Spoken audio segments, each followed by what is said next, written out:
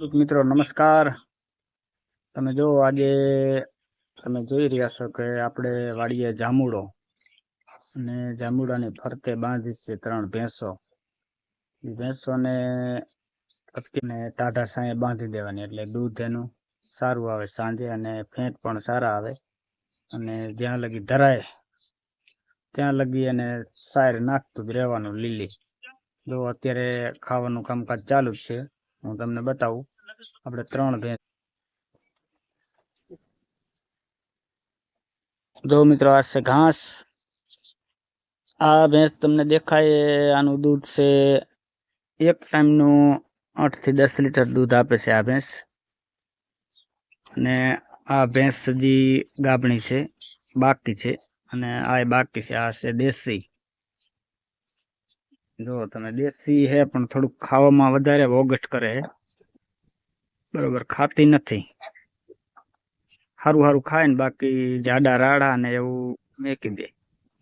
અને આ બે ભેંસું બધું સાફ કરી જાય, જેટલું નાખી એટલું ખાઈ જાય। તો એ કઈ પાંદડું ન રવા દે। અને આ ભેંસ થોડીક હવે આ ભેંસ રહી, બીજી ભેંસનું એઠું પાણી ન પીવે। એક બકડિયામાં પાણી પાયું હોય તો મોઢું નાખીને પાછું કાઢી લે। એટલે આ ભેંસને અમારે પાણી પાવું હોય ત્યારે અલગથી પાણી આપવું પડે, તો પાણી પીવે। નકર આ બીજી ભેંસનું એઠું પાણી ન પીવે, ડોલ ભરી હોય કે તગારું ભર્યું હોય।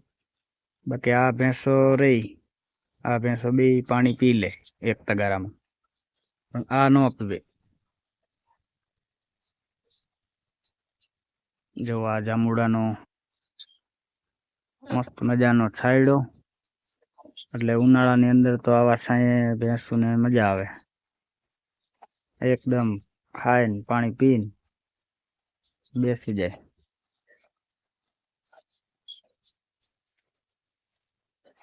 આ છે ડુંગળી, રજકો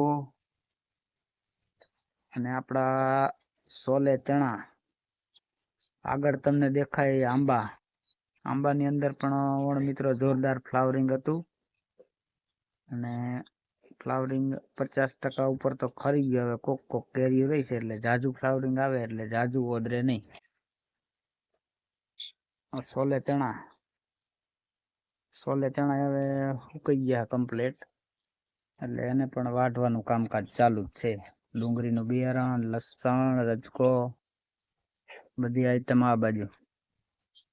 કેરેટ છે મિત્રો અમારે લીંબુ ભરવા માટે। જો આવી અમારી ભેંસો। 3 ભેંસો વાડીએ રાખવાની, 2 ભેંસો ઘરે, 2 ભેંસ ને 1 ગાય દેશી એ ઘરે, બાકી આ 3 ભેંસોને વાડીએ।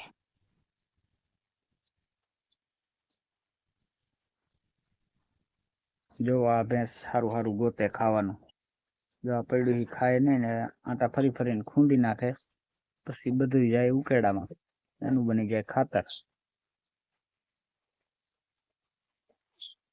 જય જવાન જય કિસાન ખેડૂત મિત્રો।